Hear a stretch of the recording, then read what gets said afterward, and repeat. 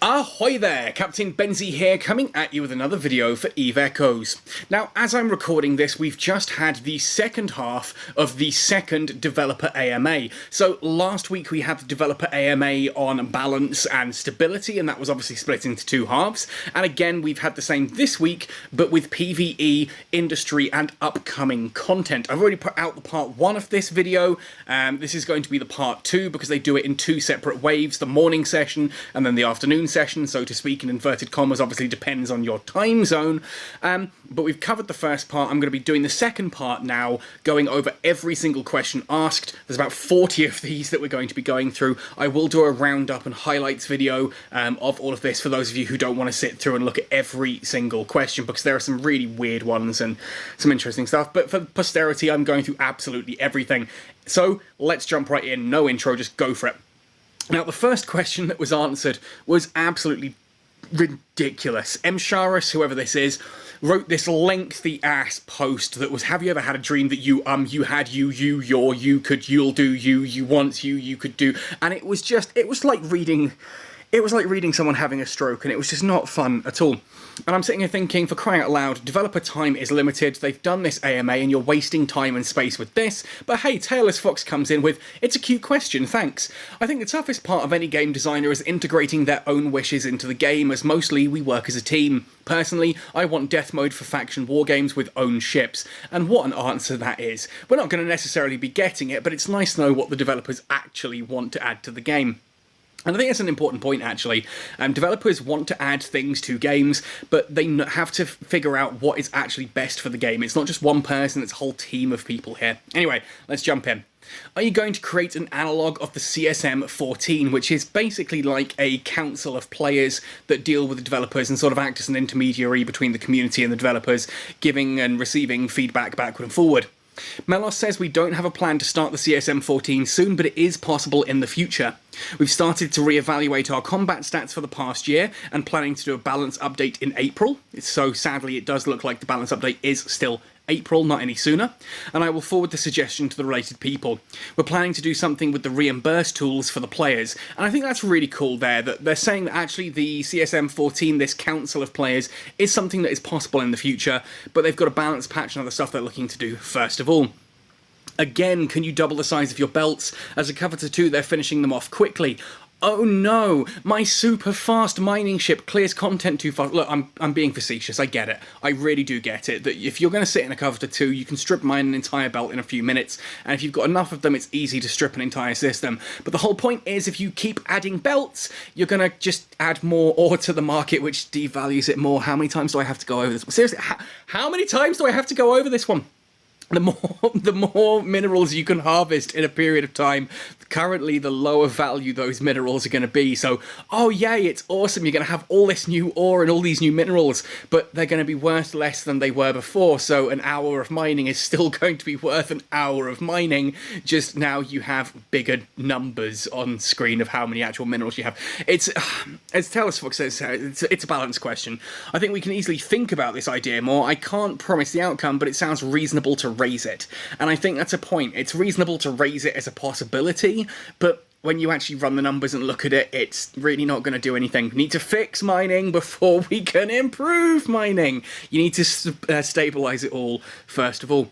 Yeah, ultimately, if you're finding that you're finishing all of the belts in a system too fast with the mining ships you have available, spread your miners out thinner. The pirates will love it as well. Do you have any plans for market players, like quality of life changes? Melos says simply, yes, quality of life will be the main topic for next year. Hi devs, are there any plans for capital nanocores that are obtainable by conventional means? Obviously the only capital nanocores currently are the ones from the Neon Rain Interstellar Bazaar event, and those were only obtainable via a very specific method. Sorry, I'm not the right guy to answer some plans about nanocores. Maybe you can reach Lance Dot later. Lance Dot is one who deals with nanocores, so yeah, if you have that question, drop it through to him. I will see if I get a response as well. Is this game to move towards pay to win and endless grind, or something new going to come that make old people want to play? Again, some of the questions, like I mentioned in this morning's one, some of the questions were just really so laced, and it's like, come on, you're here for a developer AMA, just Can we cut the crap and actually ask some questions rather than just kind of try to have a dig at the developers who are taking the time to actually do this? I get that people are angry, I get that people are irate, but seriously, do something with your life. As Taylor's Fox says, I disagree that Eve Echoes is a pay-to-win project. It's really not easy, just pay and have boost, and a lot of old players that haven't seen Nanocores but trying it now can approve it. Most of new ideas direct on new content and attempts to satisfy different layers of players. You know what? There are players of all kinds playing this game, and sometimes something gets added that's really exciting for some of those players and other people don't care. Just because you don't enjoy it doesn't mean that other people aren't. And again, I ask the question, how can Echoes be pay to win? How do you win at Echoes? If you can honestly answer me how you win at this game, and then explain to me how you can pay to reach that point. Because yeah, you know what? You can dump a whole ton of money into things like the growth fund to push all your skill points up. You can dump a ton of money into buying Plex, and then use that to buy something like a Barguest or whatever. A fleet of interceptors are going to pop it just the same as if you'd earned that over an entire year of playing. So jog on with this pay-to-win crap. It just doesn't happen in this game. Hey guys, are you able to share further details about the dull star and gravitational wave graph, I asked. It'll be a new kind of casual gameplay that you can decode a specific location bookmark from a new type of item. The location will be some interesting loot or a challenge to fight. This is an interesting one, actually something I've been really looking forward to in regards to exploration and scanning, because this means that with that gravitation wave graph and the dull star, there is the possibility of it actually being a combat site. So suddenly, something that is just like an interceptor with, you know, the ability to scan where you've rigged into it. Suddenly there may be reasons to be using different ships for this. Things like, for example, I don't know, a bellicose covert ops that I may or may not have done videos on recently. Stuff like that. You can actually scan down a site, jump into it, and you still have the combat capabilities to survive it on the other side. It's a reason as well, in my opinion, to actually fly the Astero or the Stratios. Excellent. Are there plans to add PvE content similar to expeditions in EVE Online? Now, Taylor's Fox here says we're working on a similar new PvE mechanic as part of the New Year event currently. That's quite exciting. Look up what expeditions are if you're not sure. It's basically a type of PvE that you can sort of make it and sort it out yourself and jump into. The fact that they're looking at adding this in is pretty sweet. Will pirates ever use drones? We don't have a plan for that, at least for recent updates. And Melos has explained in the past the reason that NPCs don't use drones is that drones each count as ships. The gamer has to calculate all of the stats for a drone the exact same way as it would any other ship in the game. So that would mean that if you're going up against a wave of, say, Minmatar ships in an anomaly, and you go up against 10 ships, and then you go into a Galente one that's got Vexes and stuff like that, instead of it just being those 10 ships, it's now going to be trying to render 25 to 30, if not more, depending on how many drone ships there actually are in that wave. That can be problematic. It's a big balance issue as well. That means those Galente ones are going to be a lot harder to handle and deal with, and it also affects performance. Considering server and client stability is such a hot topic right now, adding anything that jeopardizes that just for the sake of, you know, adding drones to PvE, I don't think it's worthwhile doing. Eventually, yes, I would love to go into a Galente, like a Serpentis anomaly, and actually have to fight drones. I think that's important, and certainly before the drone regions arrive, that needs to be fixed. For me, the biggest issue with PvE is scaling. Really? Now with Tech 9 and Tech 10 ships, most PvE content is very easy. Cool. How many of you are soloing Tech 10 Nihilist Dead Spaces? Anyone raise a hand and tell me how many people are actually soloing that? It's not that easy. It's just people have built ships that are specifically designed for it, and some of the content can be very tough outside of specific ships. And if you want to sit there and say, oh no, I've made an absolutely god mode ship, please add more to the game, I get that. You know, I get having more difficult stuff in there, but you can also try some new stuff in the meantime as well, in my opinion. Yeah, I'd like to see some more difficult stuff out there, and for those people who want to min-max it. As he says here, as Melos says, they've planned new PvE content in the middle of the next year. It will have more challenge, and the fleet size will be limited to around 1 to 5. Now, this is interesting, because it means the challenge is going to be kicked right up, but they're also going to limit the number of players that can go into it. So I imagine this is some form of new Nihilist space, possibly an equivalent to Abyssal Dead Space, something like that. I think could be really, really cool and up that challenge there. Give people more meaningful content. I'm sorry, I don't think that Tech 9 and Tech 10 ships make most PvE content very easy. They make it easy if you've got enough people when you come to some of the bigger anomalies, and in certain ships, like, you know, yeah, okay, if you're flying a Macariel or an Apocalypse Striker, yeah, you can solo most of the content in the game fairly comfortably, but those are very specific ships, and Tech 9 doesn't really come into that. But hey, that could just be me. Can there be a log-off timer for those folks who are keeping their accounts cloaked 24/7? That sounds like someone's a bit bitter at sort of like the gate watching cameras. This has always been a thing in EVE Online as well, and there's no real way to do this without catching, you know, actual legitimate players off guard as well. And there's so many easy workarounds to it. Like, yeah, okay, there are some alliances that may have a particular sort of what they refer to as a camera ult. An ult who is parked in a system, completely covert ops cloaked, well off the way, so it's going to be very hard to actually ever, you know, find them and decloak them. And they sit there 24/7 streaming their screen so that you can keep an eye on that system. To me, that's clever use of the game. And what are you going to do about that? What are you going to do about that? Because if you say, oh, well, you can only be online for, say, 5 hours, what if I want to play for 6 hours? Do I have to get kicked out of the game and come back in? It's minor. Or heck, the people who are using these accounts, they're just going to have a timer set. If you say that, oh, you get kicked offline after 5 hours, they set an alarm for 5 hours, they log back in, done. You're not fixing anything. It's one of those problems that you can't do anything with a log-off timer. If you're worried about cloaked ships being parked in a system, what you need is, like was discussed in EVE Online a while ago, like a structure or something that can pulse the system and decloak any ship there and make it scannable. That's how I would look at it. Anyway, we had several discussions about endless roaming with a cloak device, but we haven't reached a conclusion. I'll add your suggestion into consideration. I just don't think the log-off time is the right answer. Can you add more risky and worthy exploration content? Yes, please. Please share more details if you have any ideas. Most game designers are often very open to get new ideas. Don't hesitate to use PM. I've actually PM'd Taylor's Fox myself and said this would be an excellent chance to add things like ghost sites and things where it's like an exploration site with a timer, so you need to try and hack the stuff before enemies arrive, or heck, even actually have a penalty for hacking, stuff like this. Definitely the combat side of things, I think, is the most important way. Again, it gives me a reason to actually use something like the Astero, or to sit there and not just have a ship that is essentially a scanner, a hacker, the scanner and the 2 analyzers. You can literally just fit something like an interceptor with just those 3 modules, go out and you're done. It means you do have to actually, sort of get involved and do stuff as well and change your fit. Can you make purple nanocore transferable between characters from the same account? I think it's no obstacle for this. Let me check it with Lance. First. Yes, please. Yes, please. Because there are times when I've gone through a Concord pass and it's like there's nothing for my main character, but I don't have quite enough to get that nanocore for my ult. I would love to get it on my main character and then send it across. To me, there's no reason you shouldn't be able to do that, and I'd love to see that done. When are you planning to add ECM drone and ECM modules? And these are all Pixo Trading NC. Seems that person got a lot of questions in, and they're pretty good questions.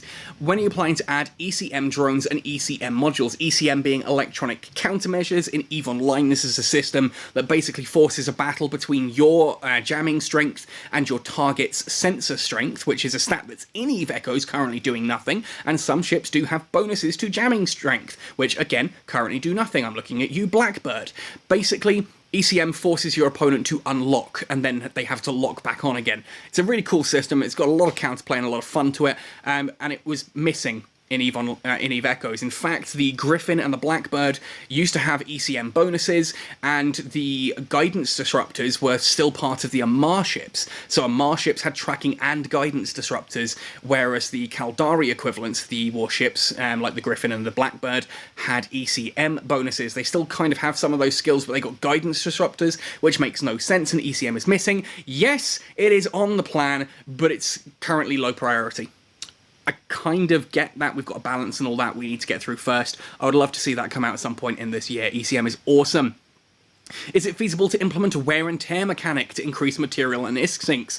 This was explained later as being sort of like a thing where as your ship takes damage and you repair it, you do actually have to repair modules as well and replace them over time. And it's an interesting idea. I do agree with Melos, though, that it would cause a lot of problem for casual players and returning players. Personally, I prefer something like ammo boosters or one-time modules to bring more material sinks, but it's to be determined. Ammo, abso-freaking-lutely. This is the biggest thing for me right now. Like, once the balance patch is out, the one thing I want in this game more than anything is ammunition, because it fixes so much for industry and it adds so much variety for all the combat players as well. It's a great system. I know people are like, oh, I don't want ammo because I just, you know, there are ways we can discuss this. I'm probably going to do a video on it because I keep talking about it so much.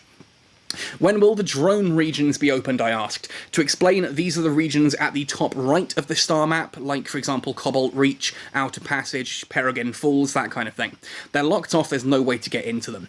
Drone regions are kept for some brand new crazy ideas for system mechanics. It will not be opened so soon, but it will bring some big change when it is opened. Now, it was a long time into EVE Online before those regions opened as well, so I understand why they want to delay that, although admittedly it was also 4 years before EVE Online got battleships, let alone capitals, so yeah, there's kind of that. But I get that they want to hold off on this for the time being and then open it up eventually. Right now, there's a whole ton of space that's not being overly used.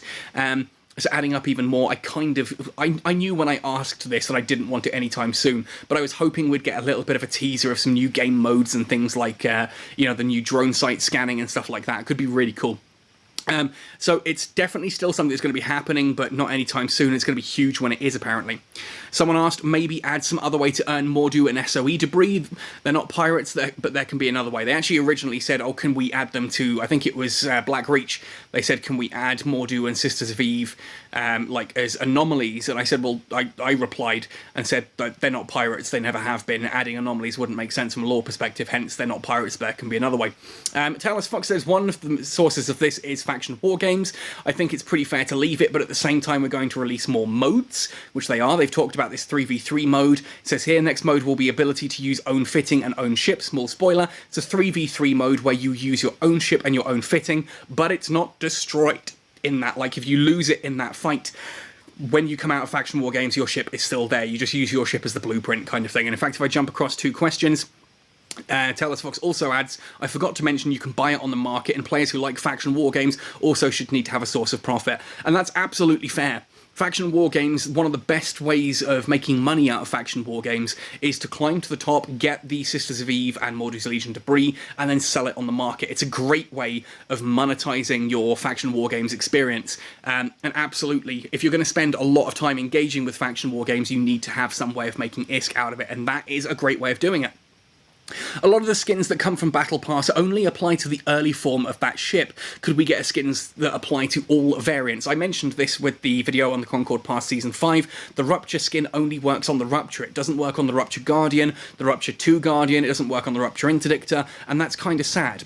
Now, we're using different monetization strategy for skins and nanocores, says Melos. Currently, we don't have a plan for that. There is currently a way around this. If you get a skin for, say, the Rupture, put it on your Rupture, then use your nanocore that you would put onto whatever, put it onto the Rupture that you were using, and use the skin that you've unlocked. Now you can unplug that from the Rupture, go to your Rupture Interdictor or your Rupture Guardian 2 or whatever, and put that nanocore onto there using those same appearances. That same aesthetic appearance will work, and you can transfer it across that way. I've told a lot of people this using like the Naga skin, the Panda Naga skin, how to get the Naga 3 with that Panda skin. It's a brilliant way of doing it, and I kind of hope they don't fix that. I hope that's not a system that's broken, because it does require you to have a nanocore and the skin.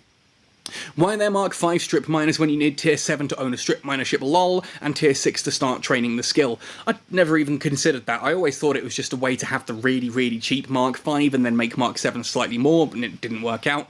Melos says, to be honest, it was a legacy mistake due to the change of the design of the tech tree. So strip mining was clearly lower on the tech tree at one point in time. I don't remember from open beta or beyond if how that was. Do you have any plans to updates about fleet, like maximum fleet members free to join without leader approval? That would be nice. And other different ideas were listed. We have a plan to update fleet, and some quality of life changes will be introduced, says Melos. I'm not directly working on that, so I can't share too much information about it to avoid confusion. I'd love to be able to set a fleet to just like, oh, if it's part of the same corporation as me, let them in automatically, so I don't have to sit there and manually accept everyone in. That'd be a cool little thing that you could toggle on. Can we get a permanent test server? We have the permanent test server, says Taylor's Fox, but access is limited and mostly shared with CC only. I don't like to think of Fulmination as a test server, in fairness. I refer to it as the Fulmination Content Creator server. It's more of a demonstration server than anything, because all that's on there is on live anyway. We can just bring out the game files. Yes, okay, I can fly things like the Shangyue and the Kanyue non-prototype versions, but they're subject to change, and all I can do is test it in PvE or against another player on the CC program. It's more of a demonstration server. The idea of a permanent test server, I've seen this banded around a lot, and I know that, like, I think opening a test server for a week before a big new balance patch lands is a cool way of doing it. I think that's a great way to get feedback from the player base. Trouble is, not many people engage with it, and people don't tend to use it to actually test the things themselves. When they did the Teg 10 test server, people weren't really testing the ships, per se. They just wanted to fly stuff and look at it and take screenshots, and there was no real hardcore testing of the new balance going on. It was just, oh, let's fly the new shinies.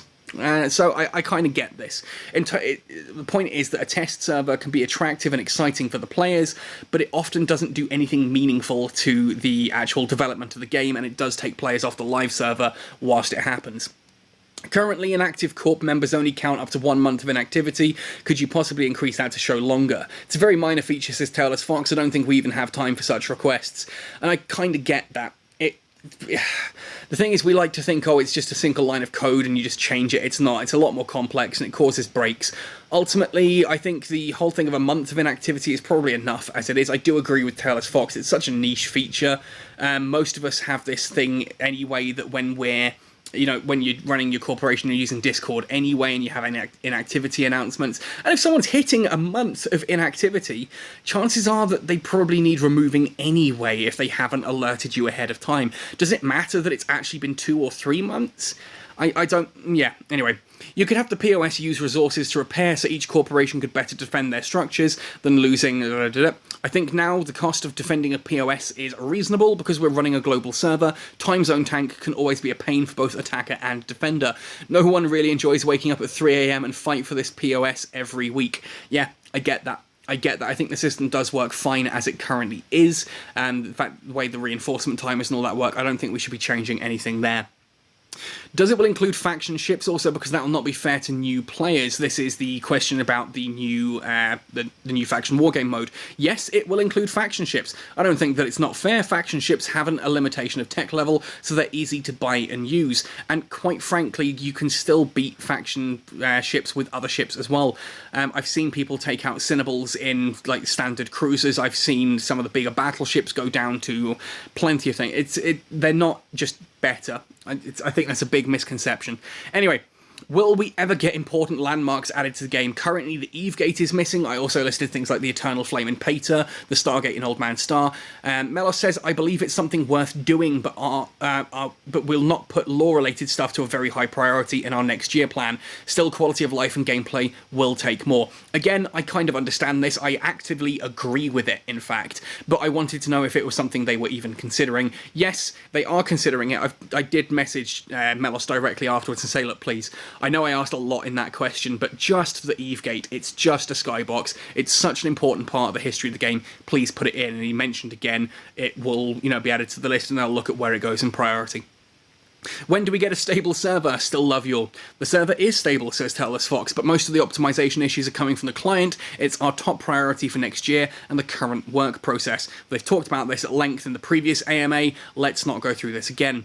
Can we have a market API with exportable data for Excel and others? Work on API is in our plan, says Taylor's Fox, the guy who has been pioneering this, but to be honest, it just has not so high priority for nowadays, which makes sense. They recognise that they need the balance and all this first. API is not hugely important. Not many players actually will engage it. The community, the people who are watching this video, will want API. People who are sitting on Discord and Reddit want API. They make up maybe 20% of the player base at absolute tops. The rest of the player base don't have a freaking clue what API even is or what it would do, and they won't use those tools. The same is even true for EVE Online. The major alliances and corporations usually things like Zkillboard a lot, but not everyone does. And I would argue the vast majority of the player base don't engage with any API tools at all. Again, clarify, I want all of these tools. I think it is something meaningful, worth adding to the game. I think it would be a great thing to do, but it needs to be freaking done right. Otherwise, we accidentally hand over, someone gets access to the API and starts using it and then figures out, oh, I can watch all the ship movements for every system in the game, and now I can see when anyone is coming to attack us. I can see when enemy systems are quietest, all that kind of thing. You've got to do it right or it becomes a huge problem. Nina asked, has there been a discussion about open-world faction warfare akin to EVE Online in the future? In EVE Online, you don't have faction war games that you queue up for. You have in LowSec these things called faction warfare complexes, which are sort of just arenas. And they come in novice, small, medium, and large, novice being limited to just frigates. Small being limited to frigates and destroyers, medium going all the way up to battle cruisers, and large including everything up to battleships. And you jump into them, and you can defend that point, or you can attack whoever's sitting in it, and you earn loyalty points for your particular faction. It's basically open world PvP in little set arenas, and it's pretty cool. Melos seems to misunderstand the question here and says, we're discussing moving some boring activities like ratting and mining to some auto assistance and bring more excitement to normal gameplay. More details to be shared in the future. And before you get angry at this, he does clarify this a lot as we go on. When will you add true Portuguese instead of Brazilian? It's a very sensitive matter. Now, I want to know actually from my community here, because Kyle Renner in the last AMA and this AMA asked a whole bunch of troll questions. So I'm not entirely certain how serious this actually is.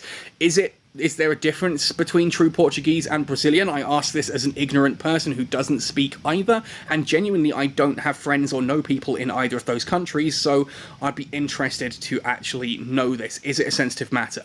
As Towers Fox says, though, as a person involved in localization, it hurts me because it's the first time I hear this. I'll raise it. Thanks for feedback. And that's why I'm a little about this, because if it's such a sensitive matter, how is the guy head of localization only hearing about this now? I don't know. I'm all for localization. I think it's a great way of getting as many people involved in the game as possible, especially now we have the auto-translate. Where Banana asks M. Shares. For those of you who are watching this who don't know, this is, I think it's Son Banana. It's a big Reddit meme about him and sort of the alliance he leads. Taylor's Fox says, I have one in my hangar, to which I assume he means a Celestis. And the guy's big on PvP, so of course he's got a Celestis. Probably the Covert Ops 3. Is it possible to get warp to 100 kilometers and above distance? No. If I'm right, 150 kilometers is the distance you can initial a warp. Warping to 150 plus, taking a look and making another quick warp to the target will change a lot of current scouting and tackling strategy. A lot of people seem to misunderstand this response. Myself at first, I was like, hang on, Melos, no, you can warp in at 100. That's the highest you can go. What he means is that you can warp to something as long as you are 150 kilometers away. So currently, if you warp in at 100, you see there's something 100 kilometers away, you then have to warp back out and then warp back in on that target and sort of guess with it, or you have to power away to 150 before you can initiate a warp to that target. So yeah, having the ability to sort of scout and then warp to things. Yes, I know you can't warp directly to an enemy ship, but you could warp to things that are near them. Like if it's someone doing a ratting encounter, they're probably going to be near some loot containers which you can warp to. So yeah, if you could warp in at 150 Ks, see that there's an enemy at 150k away next to a container, you could then instantly warp to them, and that does change warping and tackling and scouting a lot, which I get. Currently there's no place for logistics pilots inside the game outside of large fleet warfare. Not technically true. I think logistics pilots definitely can be added to nihilist spaces and things like that as well. I've seen ships that can't quite solo a nihilist dead space do it with a single friend in a logistics ship. I've seen the same with battle cruisers, soloing Tech 10 Overseer dead spaces with just a single logistics vessel behind them. So there is use, but it is fleet only. I get that. Yes, this will be put into consideration for our new small gang PvE and PvP gameplay. Excellent. I'm liking where this is going. This whole 1 to 5 members thing is beginning to sound a lot like, say, heroic dungeons in World of Warcraft, where you actually need a team that will be like tank, load of DPS, and a healer. That would be pretty sweet. Can we have a market API with exportable data for Excel and other? I think not only market info, says Melos, but contracting info is something worthy to export as well. So again, they're looking into this. It's low priority at the moment, but it's on the cards. It's something they're looking at. So if you have the same question, we have a bit of ships with tech 9 to 10, and a lot of all people have those techs. Basically, this is the question of, are they looking to add diversity or more ships to those points? Melos says, we're trying to introduce more diversity to different ships, and maybe there will be some change. Details are to be determined. I did ask twice as well if we'd get a tech 10 Rifter, Tristan, etc. anytime soon. I didn't get a response. Obviously, other people had more important questions. It was a very busy AMA this time around. I still want those, but we know from previous AMA and dev Q&A that they are intending to add more diversity up at tech level 9 and tech level 10. They want to cover every possible ship type and role at those levels, so expect to see a lot of ships coming at those in the future. Can we hear more about this industry update? Orca and other industry capitals and subcapitals are definitely on the plan. Just, they've got fixes to industry coming first, those are then on the way. Mining drones and looting specialist, maybe a ship or new modules, is also on the plan, so basically scavenging. Again, the idea of a Noctis, I was trying to remember the name of this, the thing that looks like a porpoise. I think the Noctis actually came first though, so the porpoise technically looks like a Noctis, was a scavenging dedicated ship. And I'm not sure we necessarily need scavenging dedicated ships, but certainly having like the modules for it, like the tractor beams and salvaging lasers and stuff like that. I used to do salvaging in a Thrasher. So being able to do that in Eve Echoes does make sense. Yeah, I'd love to see the Noctis added as well. Basically something that makes looting up after PvE that little bit easier, or actually having some more in-depth looting stuff going on, so that once wrecks have been collected, you can actually send someone else through and they can get more loot out of stuff. There's some interesting things you could do with that, I think. Also, we'll introduce new corp management tools to help with call to arms, reimbursement, and massive production. This is huge. This is basically a way to actually initiate mass production of ships and get your industry involved if you're in an alliance, reimbursement for ships lost in call to arms, and actually issuing call to arms. All new in-game tools for that is coming. Why the missile turret animations are missing. Like, for example, large rapids don't follow the targets. In fact, if you have a look, the only missiles that actually turn to face their target are medium rapids. Certainly small missiles and torpedoes, I would love to see this happen with. Same with all of the others. Obviously, you can't do that with like large missiles which are launched from within the ship, same with large torpedoes, but things like large rapids, medium missiles, and the small missiles and stuff like that, where it's a bit more sort of like it's launched from what looks like a turret. Yeah, it kind of makes sense. I get that missiles are launched into space where then the guidance system kicks in and actually directs them to hit the ship, but still it would be nice to have the actual turret, that the launch bay, so to speak, point to face the target, like turrets do, like medium rapids do. It's a known bug though, confirms Melos, so probably fixes coming to that outside of a balance patch or major update. Please don't do this in regards to the idea of automating mining and ratting. Now, Melos then goes through here and says, thanks for your feedback. It won't be an easy decision either way. I just want to share some information or thoughts from the team. Every day, everyone's actively trying to make the game fun and enjoyable, and that's why we have many discussions. In discussion, however, does not mean on the plan. They're not saying, oh, we're going to automate ratting and mining. They're looking at ways to make it a little bit less sort of boring and more exciting. So, you know, automating the boring parts and upping the exciting parts is on the plan as what they're intending to do. If you make mining automatic, why not become a mining manager? You select the ships that will mine, the ones that will defend, all that kind of thing. We're currently already testing different mining mechanics around this topic, but current status is still unclear. We think it's a bit dangerous to have so cardinal changes of gameplay. We can't cover only one class of players and ignore others in terms of so huge changes about game experience. I kind of disagree. Yeah, you can. I think you can have an update that is the mining update. I think you can have an update that is all about exploring, an update that's all about PvP. We've had plenty of those, in fact, I would argue. I personally am of the opinion that having like mining become so automated and that it becomes essentially like a resource gathering mini game, basically what you're saying here is almost the same as setting up PI, and I'm not sure I'm personally for that. Either way, let me know. Will there be plans for war declarations to extend to low Highsec also? No, at least not following updates. Any plans on developing character customization? Which I'm actually all for. If you load up EVE Online, you'll see that you can spend about 5 days in the character creation just going crazy, trying on different outfits, different hairstyles, different eye colours. You come up with a full pose, create a full 3D character, then you pose it and take a tiny little like passport-sized photo, which is what people see of you for the rest of the game. It's insane. You spend all this time on a postage stamp. But either way, it's cool. And I would like to see a bit more customization than we currently have. Seeing the face that I use for all my characters staring back at me every time is a little bit jarring. I don't like the idea of adding cat ears, though, for God's sake. Not in general customization, but I know that we have small feature of decorations for further events. And I think what they're talking about here are things like medals, and way to customize your profile that way, rather than customizing the actual avatar. I would like to see more of the avatar customization. Just having a few options that you can toggle and switch between. Anyway, reposting. Will alpha clones ever be able to use contracts? It's nice helping out new bros, showing them the ropes, etc. It's a tricky topic, says Taylor's Fox, that brings increasing RMT activities. And it's true.